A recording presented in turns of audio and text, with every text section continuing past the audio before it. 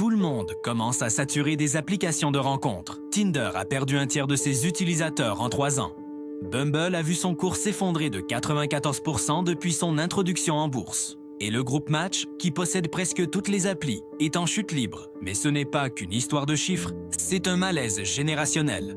La génération Z se lasse du swipe sans fin. Selon Forbes, 79% des jeunes ressentent un burn-out des applis de rencontres. Fatigue mentale, émotionnelle, parfois physique.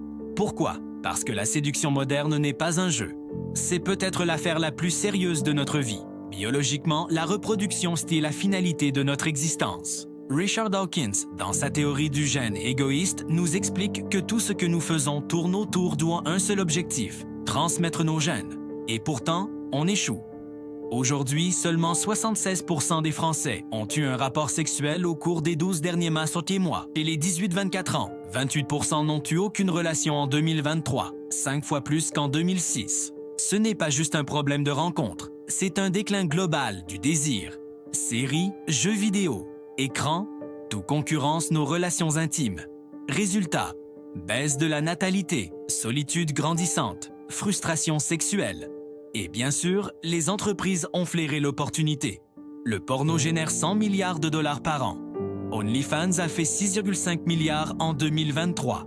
Tinder et ses clones, eux, transforment chaque profil en produit. Et si vous voulez sortir du lot, il faudra payer. Tinder, Plus, Gold, Platinum.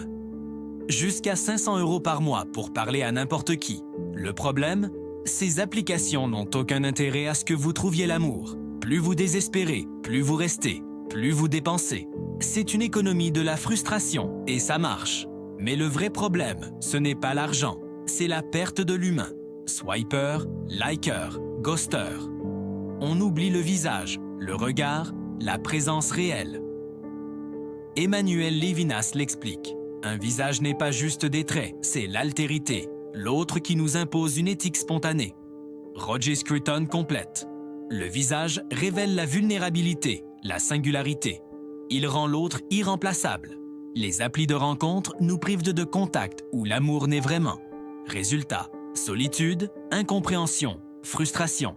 Même hyper connecté, on ne s'est jamais autant senti isolé. Nos échanges deviennent des flux, des réactions, des suppositions. Le ton, le regard, le silence, tout disparaît derrière l'écran. Mais il y a une sortie. La vraie rencontre n'a pas d'algorithme. Elle se trouve dans un sourire, un regard, une parole échangée dans la vie réelle. Le désir et l'amour dépassent la simple attraction physique. Ils touchent l'individualité et la présence de l'autre. Chaque rencontre réelle nous rappelle que l'amour authentique n'est pas remplaçable par un écran et que la crise des applis de rencontre, aussi profonde soit-elle, nous pousse à redécouvrir ce qui rend les relations humaines vraiment humaines.